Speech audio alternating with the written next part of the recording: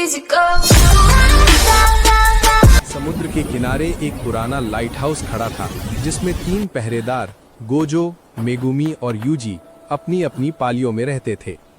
दिन में ये जगह शांत और सुंदर लगती थी, पर रात का अंधेरा इस लाइट हाउस को किसी और ही दुनिया का हिस्सा बना देता। डर, बेचैनी और अनकही फुसफुसाहटों से भरा हुआ। एक अंधेरी तूफानी रात थी। तेज बारिश की बूंदें खिड़कियों से टकराकर अजीब सा संगीत बना रही थीं। तीनों पहरेदार अपनी अपनी पालियों में मुस्तैद थे। गोजो, जो सबसे ऊपर की पाली पर रहता था, बीकन की जांच कर रहा था।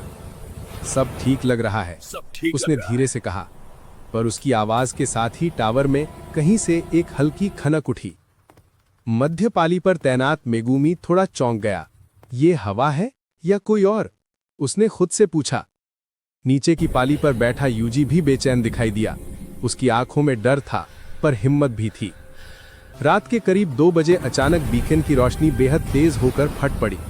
गोजो ऊपर की ओर दौड़ा और देखा, मेगुमी टावर की ऊपरी मंजिल से गायब था। मेगुमी! गोजो और यूजी ने एक साथ चिल्लाया, लेकिन जवाब में सिर्फ उनकी आवाज की प्रतिध्वनि लौटी। बीकन की दहलाती रोशनी में टावर के भीतर एक भयानक छाया दिखाई दी। दोनों ऊपर की तरफ बढ़े ही थे कि अचानक कोई धीमी फुसफुसाहट उनके कानों में गूंजी। Gojo, UG. यूजी की आवाज कांप रही थी। टावर की पुरानी दीवारों से काली छायाएं निकलकर उनके चारों ओर घूमने लगीं। ऐसा लग रहा था कि पूरा लाइट हाउस किसी अदृश्य शक्ति द्वारा जगा दिया गया हो। मेगुमी को ढूंढने के लिए दोनों ने कमरे से कमरा खंगाला, पर जितना आगे बढ़ते टावर उतना ही डरावना और अजीब बनता गया, मानो हर राह उन्हें भटकाने के लिए बदल रही हो। हर खुलते कमरे में वही फुसफुसाहट। मेगुमी नीचे इंतजार कर रहा है। यूजी ने हिम्मत जुटाकर कहा, हमें यहां से निकलना होगा गोजो, ये लाइट हाउस सामान्य नहीं है। पर गोजो का दिल कह रहा था कि मेगुमी ऊपर ही कहीं होगा। वो टावर की सबसे ऊपरी मंजिल की ओर बढ़ गया। ऊपर पहुंचकर उन्होंने देखा, मेगुमी की कुर्सी खाली थी और उसकी जगह पानी की बूंदें और अजीब निशानों ने घेरे बना दिए थे, जैसे कोई हवा में घुल गया हो। अचानक बीकन फिर दहला उठा। उसकी तेज रोशनी में उन्होंने अपना प्रतिबिंब देखा, पर उनके साथ एक औरत का चेहरा भी तैर रहा था। वो बूढ़ी थी। उसकी आंखें बुझी हुई आग की तरह चमक रही थीं और होठों पर एक भयानक मुस्कान पसरी थी। अब तुम्हारी बारी है। गोजो और यूजी के होश उड़ गए। सीढ़ियां अचानक बहुत लंबी लगने लगी। नीचे उतरते समय दरवाजा अपने आप बंद हो गया। अंधेरा और चारों ओर वही आवाजें, उनका नाम, उनकी सांसें और मेगुमी की खोती हुई आवाज। मेगुमी के गायब होने के साथ ही लाइट हाउस जैसे किसी दूसरे आयाम में बदल गया था। पुरानी डायरी में दर्ज था, बीकन में एक शापित शक्ति है। ये पुराने पहरेदारों की आत्माओं को भीतर खींच लेता है। समुद्र की अंधेरी दुनिया में।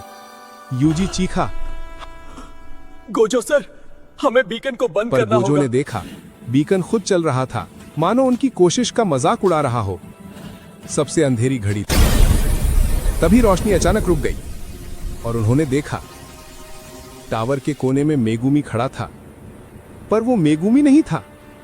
उसका चेहरा विकृत छाया में बदल चुका था। आंखें गहरी खाइयों जैसी, सांसें किसी और की। अब गोजो और यूजी जमे रहे। समुद्र गर्जना कर रहा था। लाइट हाउस उनके चारों ओर बंद हो चुका था और बीकन धीरे धीरे फिर जलने लगा। इस बार फुसफुसाहट खोल के नाम पुकार रही थी। ऊपर के अंधेरे में तीनों पहरेदारों की छाड़ाएं हमेशा के लिए फंस गईं, बीकन के शापित चक्र में।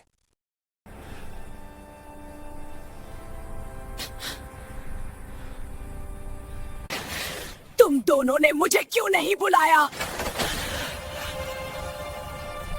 भूतनी तुम्हें देखकर भाग जाती। क्या कहा तुमने? इनका यह सब चलता रहेगा। अब बताओ, अच्छा लगा तो लाइक करिए। ऐसा और वीडियो देखने के लिए सब्सक्राइब करिए।